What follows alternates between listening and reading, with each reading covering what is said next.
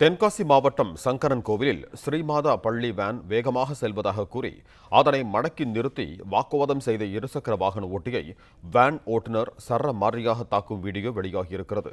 கூடுதல் விவரங்களை பகிர்ந்து கொள்கிறார் எமது செய்தியாளர் பிரபுகுமார். வணக்கம் பிரபுகுமார், உங்களிடம் இருக்கும் தகவல்களை சொல்லுங்க. வணக்கம்.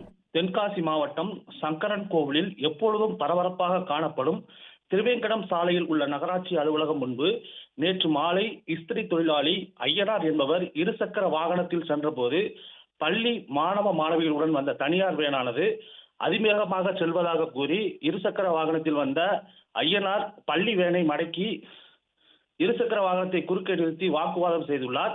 இதனால் ஆத்திரமடைந்த பள்ளி வேன் ஓட்டுநர் இஸ்திரி தொழிலாளியை கைகளால் சரமாரியாக தாக்கி தொழிலாளிக்கு ஐயனார் மூக்கு, வாய் உள்ளிட்ட பல்வேறு இடங்களில் படுகாயமடைந்ததை தொடர்ந்து அவரை காவல்துறையினர் மீட்டு 108 ஆம்புலன்ஸ் மூலம் சங்கரன்கோவில் அரசு மருத்துவமனைக்கு அனுப்பி வைத்தனர். மேலும் சாலையில் தொழிலாளியை தனியார் பள்ளி வேன் ஓட்டுநர் சரமாரியாக தாக்கிவிட்டு பள்ளி வேனை எடுத்துச் செல்லும் காட்சிகள் தற்போது சமூக வலைதளங்களில் பரவி பரபரப்பை ஏற்படுத்தியுள்ளது.